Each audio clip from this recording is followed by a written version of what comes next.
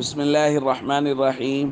عن عبد الله بن عمرو رضي الله تعالى عنه قال قيل لرسول الله صلى الله عليه وسلم أي الناس أفضل؟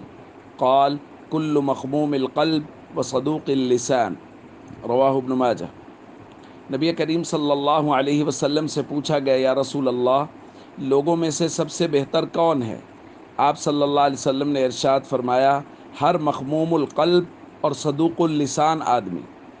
قالوا، صحابہ نے عرض کیا، صدوق اللسان نعرفہ، یا رسول اللہ، صدوق اللسان تو ہم جانتے ہیں کہ زبان کے سچے کو کہتے ہیں، لیکن مخموم القلب، فما مخموم القلب، یہ مخموم القلب کیا ہے، اس کا کیا معنی ہوتا ہے؟ یہ غیر معروف لفظ تھا عرب میں، اور نبی کریم صلی اللہ علیہ وسلم کا یہ سمجھانے کا انداز تھا کہ کبھی کبھی غیر معروف لفظ کا استعمال کرتے تاکہ لوگ پوری طرح سے متوجہ ہو جائیں، پھر ان کو اچھی طرح سے سمجھا دیا جائے۔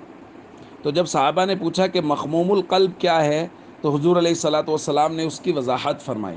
حضور نے فرمایا، هو التقی النقی لا اثم فیہ ولا بغض ولا غل ولا حسد، یہ ہے مخموم القلب۔ حضور نے فرمایا وہ شخص مخموم القلب ہے جو پرہیزگار ہو، جو دل کا صاف ہو، جس میں کوئی گناہ نہ ہو، وہ جو بغاوت نہ کرے، وہ جو کینہ نہ رکھے، اور وہ جو حسد نہ کرے۔ تو یہ صفات ہیں۔ نبی کریم صلی اللہ علیہ وسلم نے ارشاد فرمایا کہ زبان کا سچا اور دل کا صاف آدمی وہ سب سے زیادہ بہتر ہے۔ اس لیے ہم سب کو چاہیے ہماری زبان سے ہمیشہ سچ نکلے، مذاق میں بھی جھوٹ کی اجازت نہیں ہے، اور ہمارا دل مسلمانوں کے بارے میں ہمیشہ صاف ہو، کسی کا کینہ، بغض، حسد اپنے دل میں قطعاً نہ رکھے۔ السلام علیکم ورحمۃ اللہ وبرکاتہ۔